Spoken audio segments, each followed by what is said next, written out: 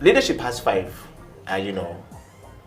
types that are commonly used. And maybe perhaps I'll break it down to you and then you'll pick which one. You tell us which one you use I most. hope I can fit into one box. Yes. So there is laissez-faire type of leadership. Laissez-faire, things are done, as the word sounds, you already know it as a French speaker. And there is what we call democratic leader or leadership approach. It's a type of leadership that most people use, but there is also what we call autocratic leadership approach, which is often described as the much leadership approach used in Africa, as a continent at the moment. Then we have what we call a transformative leader or transformative leadership approach, which looks at transforming things at all time, every time, that leader is always doing something around that space. And then the fifth one is what we call a servant leader.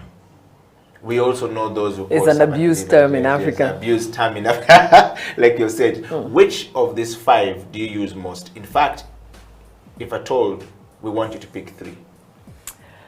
That's very interesting, and the reason why I say that is my daughter is currently doing a research to make a presentation on that, and we actually had this discussion last week, but she was looking at it from the perspective of world leaders. I think I'll say I have bits of it in me.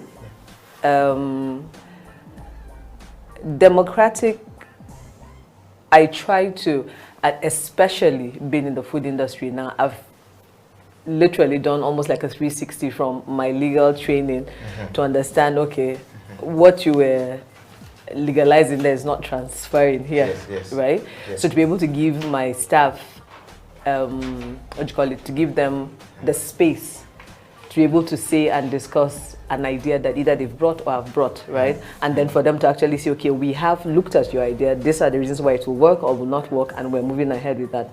It's not often easy to do that. I think I have a bit of autocracy in me. I've gotten feedback from my kids, family. Because sometimes it's maybe the urgency of what needs to be decided, and you find whether or not your staff is with you, you just drag them and say, come along, let's go do this, right? Laissez-faire, no, not at all. Why?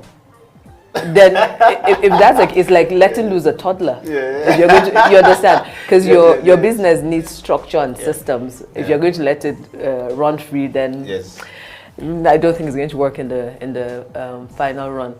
And even being autocratic, you have to learn to sort of ease back a bit and let people do what you've actually engaged them to be able to do. It's a human impatience factor, I think, and I have a lot of that in me. Servant leader, like I said, it's been abused a lot, so I won't even go there. Why wouldn't you go there? Because it's been abused. I think it's just a phrase that people throw out, oh, I'm a servant leader. But when you ask, what exactly is a servant leader? It's hard for them to define it. And if you don't understand the definition, then you're just parroting what you think is in vogue.